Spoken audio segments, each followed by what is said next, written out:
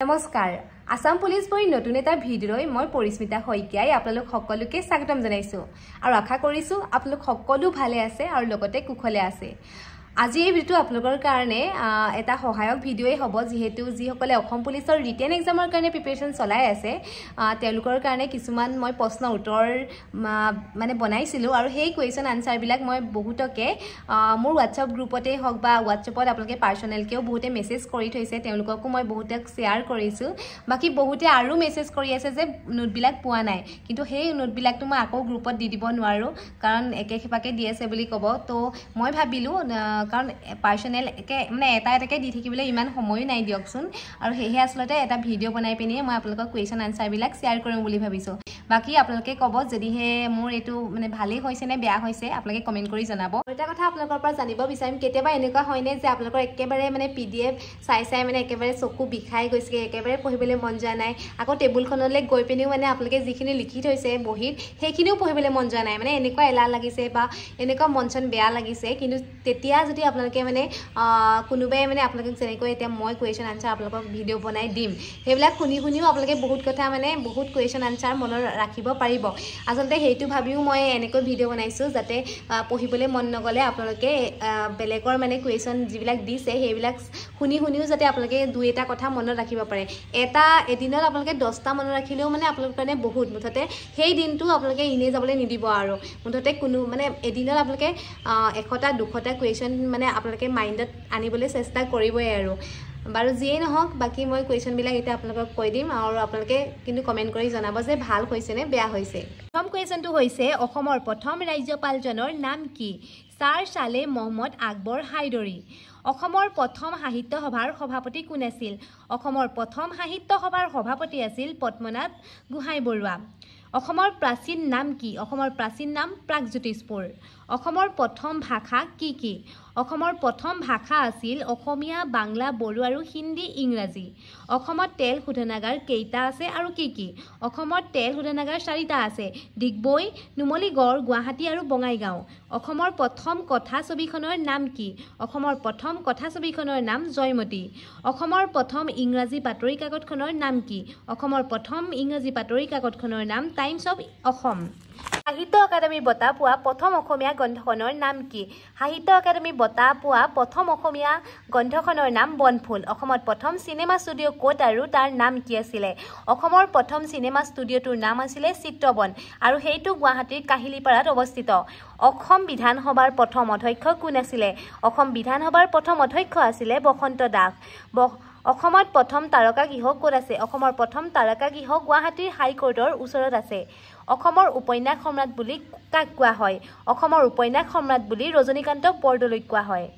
অসমৰ কলাগুৰু বুলি কাক কোৱা হয় অসমৰ কলাগুৰু বুলি বিষ্ণুপ্ৰসাদ ৰাভাক কোৱা হয় অসমৰ বিপ্লৱী কবি কোন অসমৰ বিপ্লৱী কবি প্ৰসন্নলাল চৌধুৰী দেশভক্ত কোন আছিল দেশভক্ত তৰুণ ৰাম ফুকন অসম গৌৰৱ কোন আছিল অসম গৌৰৱ হেম বৰুৱা অগ্নিকবি কোন অগ্নিকবি কমলাকান্ত ভট্টাচাৰ্য অসম কেশৰী কোন অসম কেশৰী অম্বিকাগিৰি ৰায় চৌধুৰী অসমৰ সংগীত সূৰ্য কোন অসমৰ সংগীত সূৰ্য ডক্টৰ ভূপেন হাজৰিকা অসমৰ পাৰ্শ্ব পণ্ডিত কোন কৃষ্ণকান্ত সন্দিকৈ বৰ্তমান গুৱাহাটীৰ পুৰণি নাম কি প্ৰাগজ্যোতিষপুৰ শাহৰুখ খানৰ দিল সে হিন্দী ছবিখনৰ অসমৰ কোনটো ৰেল ষ্টেচনত শ্বুটিং হৈছিল হাফলং অসমীয়া বিহু নৃত্যক প্ৰথম ৰাজহুৱা মঞ্চত কোনে অৱতীৰ্ণ কৰাইছিল ৰাধা গোবিন্দ বৰুৱা অসমত প্ৰথম কুইজ প্ৰতিযোগিতা ক'ত হৈছিল অসমৰ প্ৰথম কুইজ প্ৰতিযোগিতা গুৱাহাটীৰ কটন কলেজত 1965 চনত গুৱাহাটীৰ প্ৰথম চিনেমা হলটোৰ নাম কি আছিল গুৱাহাটীৰ প্ৰথম চিনেমা হলটো কেলভিন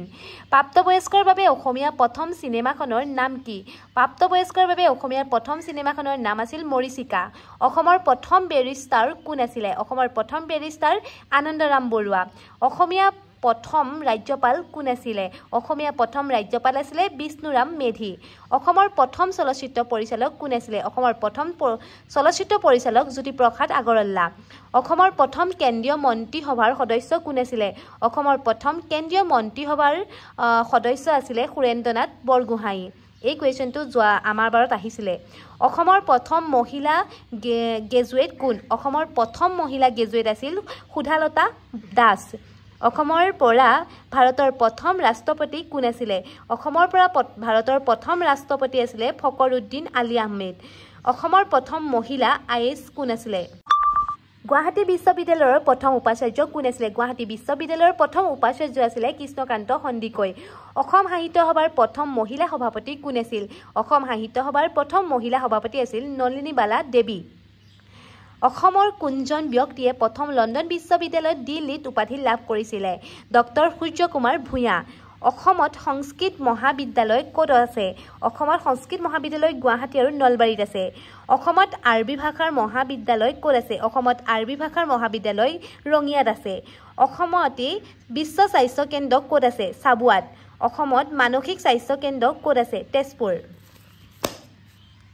অসমত সৈনিক স্কুল ক'ত আছে অসমৰ সৈনিক স্কুল গোৱালপাৰাত আছে অসমত অন্ধৰ বাবে বিদ্যালয় ক'ত আছে অসমত অন্ধৰ বাবে বিদ্যালয় গুৱাহাটী নগাঁও আৰু ডিব্ৰুগড়ত আছে অসমত কলা বুবাৰ বাবে বিদ্যালয় ক'ত আছে অসমত কলা আৰু বুবাৰ বাবে গুৱাহাটীৰ কাহিলীপাৰাত বিদ্যালয় আছে